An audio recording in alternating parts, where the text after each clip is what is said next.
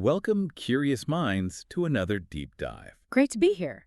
Today, we're putting on our analyst hats for a special edition, Congress in Context. Yeah, we're sifting through the noise. Our mission is to use the actual documents, bills, reports, floor statements, to give you a clear, balanced look at what's really going on in Washington. Exactly. Not just the what, but the why. Why it matters to you. We're connecting the dots. Okay, let's dive right in. We've got some major legislative pieces moving. First up, H.R. 3390. Ah, yes. Sponsored by Mr. Hill of Arkansas. It just got reported out of the Financial Services Committee, heading to the Committee of the Whole House. Which basically means the whole House, just operating under slightly different, often quicker rules. And the focus. Okay. It's requiring the the Federal Reserve Board, to review and improve its discount window operations. You know, what's interesting there is seeing Congress dig into the technical side of the Fed. Right.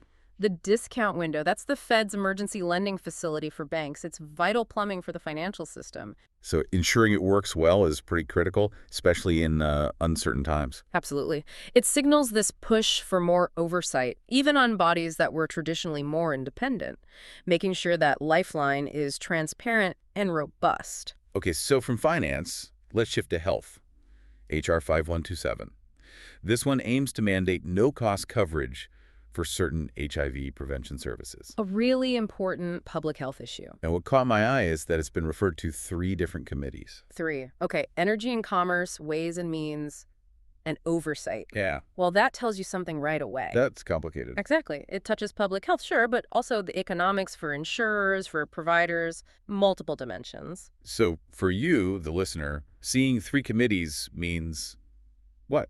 A tougher path forward. Definitely a steeper hill to climb. It needs to satisfy a lot of different interests and get through more procedural loops. Not impossible, but, challenging. Got it. Beyond those, we also saw a batch of new bills introduced, H.R. 5154 through 5157. All citing Article 1, Section 8, Congress's legislative powers. Standard stuff there. But maybe more revealing was this report on the Great Lakes Authority. Remember that? Bipartisan initiative, passed both chambers. Oh, yeah, aimed at environmental and economic help for the region. But it stalled. Representative Capter brought it up. Why?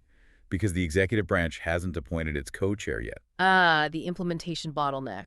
Classic. She specifically linked it to places like Flint, Michigan, the whole legacy of outsourced jobs, trade agreements. Right, and that's the frustrating part. You get the legislative win, bipartisan even, but it can just sit there, waiting for an appointment. So the intended benefits, the restoration efforts, they're on hold. Exactly. It's a stark reminder that passing the law is sometimes, maybe often, the easier part, getting it actually working.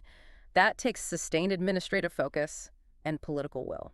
A tough lesson for those communities waiting. No doubt. Okay, let's shift gears to a really massive piece of legislation, the Annual National Defense Authorization Act, the NDAA. This one's for fiscal year 2026, S 2296. The behemoth.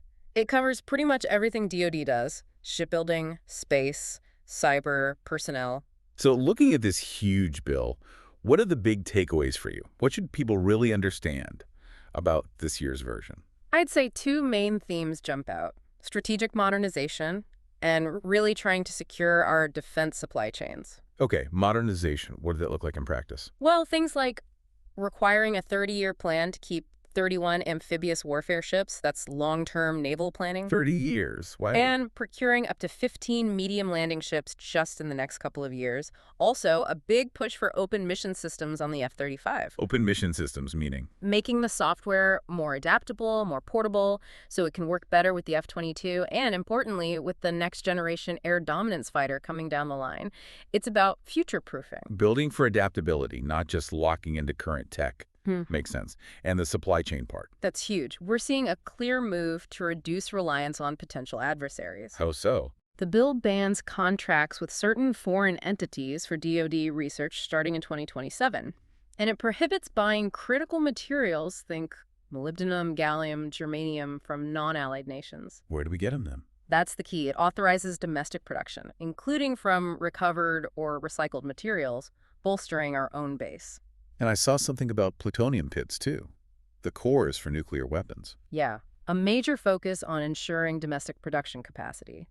At least 50 pits a year from Savannah River by 2032, and over 80 total annually across facilities. It's about ensuring our nuclear deterrent isn't vulnerable to foreign supply chains. So securing the foundations, what about incorporating new tech like AI or 3D printing? Is that in there? Absolutely. There's a pilot program specifically for additive manufacturing that's 3D printing for parts for drones, unmanned aerial systems, due by late 2026. Using 3D printing for drones. Okay, and setting cybersecurity standards for that advanced manufacturing. Plus, it mandates a DoD biotechnology strategy, looking at the national security side of emerging biotech. So the military is definitely trying to integrate these cutting-edge civilian technologies. Without a doubt, it has big implications for defense innovation and, potentially for the private sector, too. What about the people side? Service members, families? Significant focus there, too. Some potentially controversial changes, actually. Yeah. The bill prohibits considering race, sex, color, ethnicity, national origin, or religion in admissions decisions at the service academies. A big shift in policy. And it also bans male participation in athletic programs designated for women or girls at those academies. These are definitely aimed at shaping the future culture and leadership. Beyond those, anything on welfare or recruitment? Yeah, a whole suite of things. Better info sharing for retiring members, mandatory ethics training, assessing behavioral health needs, specifically mentioning Creech Air Force Base. That's where a lot of drone operators are based, right? High-stress job. Exactly. And even establishing a national week of military recruitment in late September. It's a pretty comprehensive look at the personnel pipeline and well-being. Seems like it covers a lot of ground. Anything else major tucked away in the NDAA? Modernization, oversight. Oh, yeah. There's specific action required on PFAS cleanup at military facilities. That's those forever chemicals. Right. A big environmental health concern. And major efforts in shipyard modernization. Encouraging teaming between large and small shipyards, guaranteed work for the smaller ones, training. Using new tech there, too. Explicitly mention augmented reality, digital twin technology, additive manufacturing for ship repair, really pushing the envelope. Wow. What about how DoD buys things? Contracting. Big changes there, too. Getting rid of subjective performance ratings on contracts, focusing only on verifiable negative events, trying to make it more objective. Interesting. And munitions. Given global tensions. There's a requirement for a simultaneous conflicts critical munitions report within 180 days, basically assessing if we have enough ammo stockpiled for potential fights in the Pacific, Europe, Middle East, or Korea, possibly happening at the same time. The sobering assessment. And I saw some specific project funding changes, too. Yeah, the military construction part always has adjustments. Like you mentioned, the F-35 Sustainment Center at Cherry Point saw its funding cut significantly, from $200 million down to $40 million. But new funding elsewhere. Right, like $3.6 million to design a new Joint-Use Child Development Center at Pease Air Force Base in New Hampshire. So it reflects shifting priorities, infrastructure needs, and family support, all rolled into one massive bill. It really is a testament to the complexity of managing the modern military. So much detail. Absolutely. Okay, while those big bills are moving through committees, let's talk about the action on the floor. The debates, the votes. That's where you really see the political dynamics play out. Yeah, the raw energy of Congress. We saw Amendment number 30 from Mr. Perry of Pennsylvania, aimed to completely defund the Department of Energy's Office of Energy Efficiency and Renewable Energy EAR. That's a perennial target for conservatives. His argument was pretty fiery. He said, quote, "We cannot continue to fund the destruction of the U.S. energy grid to satisfy a climate cult." Strong language. Really frames that deep ideological divide on climate and energy policy. It failed on a voice vote, but he demanded a recorded vote, Yeah. which was then postponed. But demanding the recorded vote forces everyone to go on record. It shows the intensity of that viewpoint. One side sees renewables as vital, the other sees them as harmful, ideologically driven. Then there was Amendment number 33 from Mr. Schweikert of Arizona. He called it a budgetary discipline amendment. Fiscal conservatism, always a theme. This one actually passed on a recorded vote 53 to 45. But his comments were striking. What did he say? He lamented that Congress is borrowing, his figure was $6.5 billion a day, called efforts to save a few hundred million fraud because the scale of the debt is just so massive. That frustration is palpable. Borrowing billions daily, it makes even seemingly large cuts feel insignificant to some members. He even pointed out that money appropriated way back in 2015 is still sitting unused, just drawing interest. Right, it highlights that feeling of, almost futility for some members pushing for bigger fiscal reforms. The scale of the debt kind of overshadows everything. Shifting to the Senate side, we saw procedural moves on nominations. Cloture motions agreed to for 2 judges. Maria Lanahan for Missouri, Edward R. Tao for Florida, district court judges. And another cloture motion filed for Robert Law, nominated for a top strategy role at Homeland Security. So cloture, that's the key step to break a potential filibuster, right? To force a final vote on the nominated. Exactly. Shows the ongoing push and pull over judicial and executive appointments. Always a battleground. Definitely. Key levers of power. But amidst the battles, there was this really interesting moment of, well, unusual cooperation.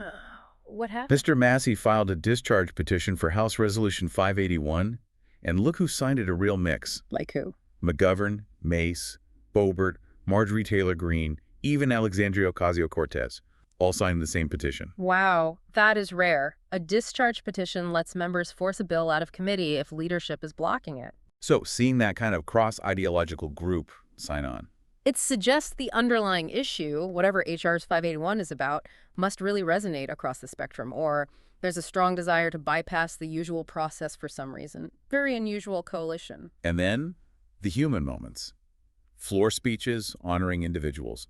Mr. McDowell honoring a WWI vet, Glenn Hoffner, on his 100th birthday. A century! Amazing. And Mr. McGarvey recognizing Sergeant Major Troy Black, retiring after 37 years in the Marines, reaching the highest enlisted rank. Those moments matter. They ground the policy debates in real lives, real service. A reminder of shared values sometimes. But those divisions are never far away. We heard a senator from Nevada sharply criticizing Republicans over, quote, tax cuts for billionaires over people's health. Strong rhetoric. Healthcare and budget fights often bring out the sharpest contrasts. Claiming people will die because of the Republican cuts, introduced a bill to overturn Medicaid cuts, and Democrats accused Republicans of risking a shutdown over this September 30th budget deadline. Yeah, the shutdown threat looms large again. Both sides staking out positions, blaming the other for potential consequences, high-stakes negotiations. And then these really startling accusations against the Secretary of Health and Human Services, Robert F. Kennedy, Jr. What specifically? Several members claim he pulled the plug on all federal funding for mRNA research, calling it a massive blow to research in patients and a massive win for China. Pulling all mRNA funding, that would be huge, a foundational technology now. And more alleging he fired the CDC director, Dr. Susan Monterez, just a month after confirmation because she refused, quote, unscientific, reckless directives. Fired the CDC director, wow. Which reportedly led to other high-level resignations and even a demand for his resignation from 1,000 HHS workers. Okay, that signals a major crisis within HHS. Firing the CDC head, mass internal protest. It raises serious questions about political interference in scientific agencies. The potential impact on public trust, on health policy, seems significant. Absolutely. That kind of turmoil can have long-lasting damage, far beyond just one research area. We also heard descriptions of protests. One member described a peaceful march through the Capitol by We the People. No arrests, no assault on the building, just expressing unhappiness with the status quo. Citizen engagement, expressing dissent. Contrasted with concerns raised about other states. Allegations against California's Governor Newsom regarding redistricting claims of a farce of democracy, suppressing voters, a poison pill scheme. Redistricting battles are always fierce. Charges of manipulating maps for political gain. And in Texas, a speaker invoking the state's shameful, sinful history of voter suppression regarding people of color, tied to current redistricting trials.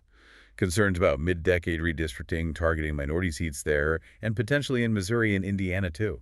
It really highlights how these fights over voting rights and representation are deeply rooted in history, but are still playing out very intensely today. Fundamental questions about fairness and access in our democracy. Okay, let's zoom out now. Connect these dots. The Great Lakes Authority issue, stalled by a missing appointment. It really underscores those long-term challenges for industrial communities, right? Echoes of Flint, of trade deal impacts. It shows legislation isn't enough. You need sustained follow-through. And that environmental and economic debt just lingers. It does.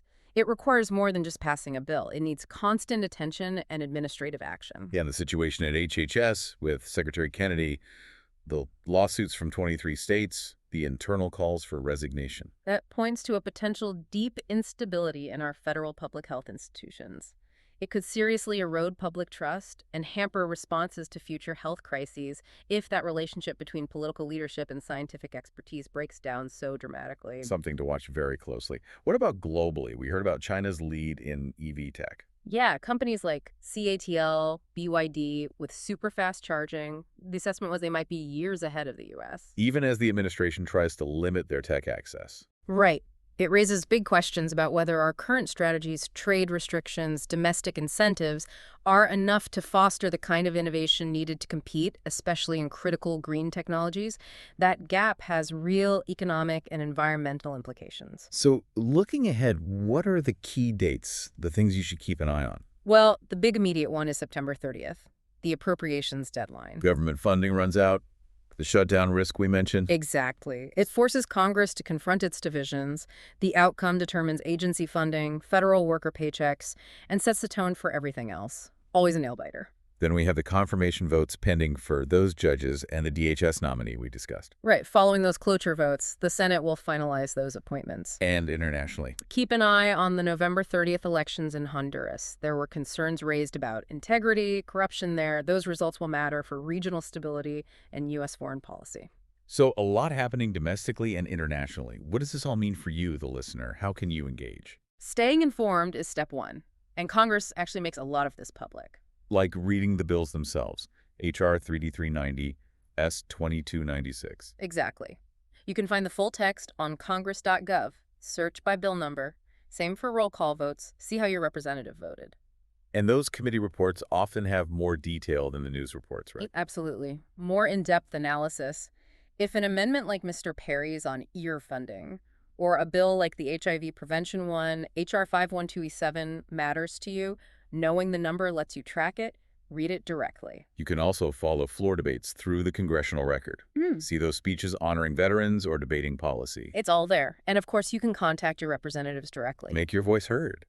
Most members have easy contact forms on their websites. They do track constituent feedback. Definitely. And remember, engagement isn't just voting. That peaceful protest described earlier, that's another form of engagement. So is researching upcoming hearings, right? On Yeah. appropriations, nominations. Yeah, Congress.gov usually lists committee schedules. You can see what's coming up. Anticipate developments on issues you care about. And finally, connecting the local to the national. Supporting local groups. Whether it's a VFW post like the one honoring Glenn Hoffner, or groups working on water quality, local economic issues, those often tie back to these bigger national policy debates. So the challenge for you is how to move beyond just listening or reading. To actively shaping the issues impacting your life, your community. Every informed action, big or small, matters in the democratic process. It connects you to what happens on Capitol Hill. Well said. And that's our deep dive into Congress in context for today. We really hope you feel a bit more connected, a bit more empowered to dig into these important issues. Thanks for joining us on this exploration. Keep asking questions, keep thinking critically, and stay engaged. We'll be back soon with another deep dive, getting behind the headlines.